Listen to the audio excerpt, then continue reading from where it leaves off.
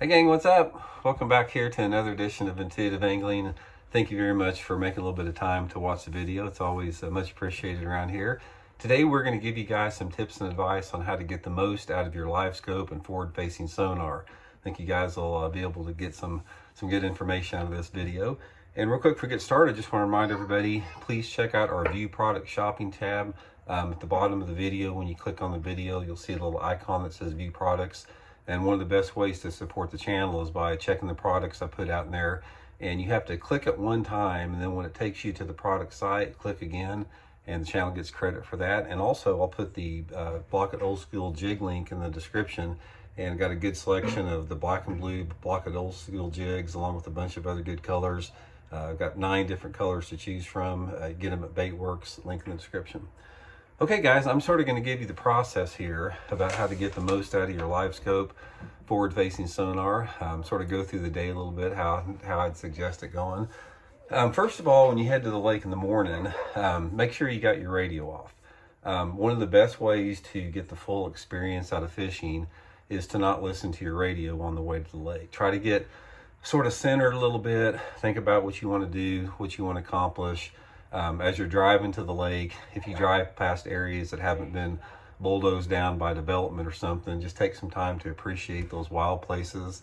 And that makes for a really relaxing trip, gets you in the right frame of mind once you get to the lake. Once you get to the lake and you start preparing your boat and everything, this is when you're gonna, first of all, take care of your Livescope and your forward-facing sonar. As you pull up to the ramp, get sort of out of it, get away from out of everybody's way there.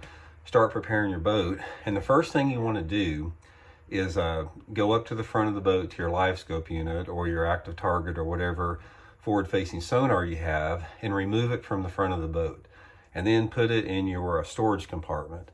Next, if you got cell signal, get on eBay and put it up for sale on eBay.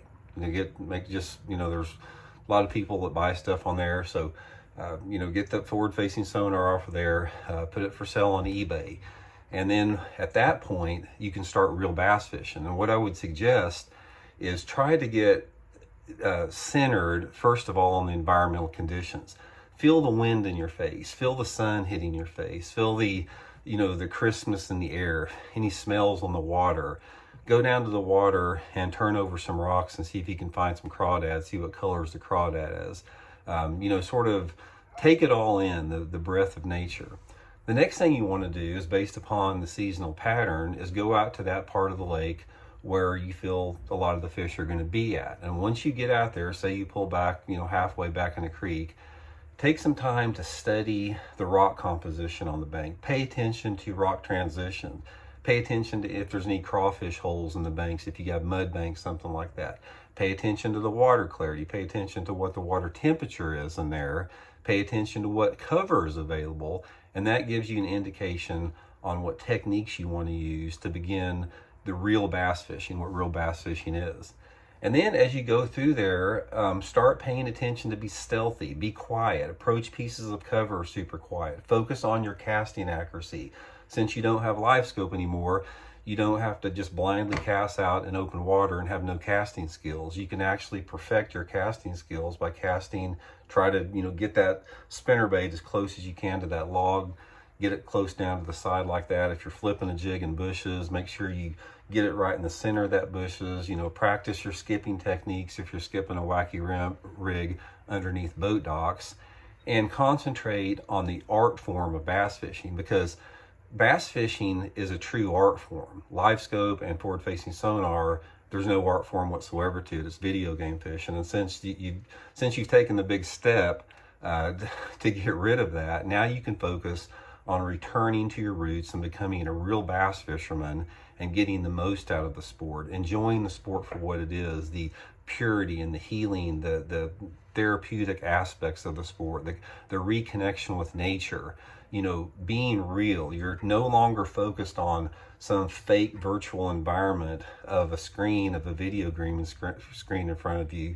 You've got the smells and you got the feel and the taste of nature right in your face, and you have a much more intimate connection to the bass. So anyway, guys, that's my advice, how you get the most out of your forward-facing sonar and Livescope. like I said, get rid of it on eBay and return to what real bass fishing is.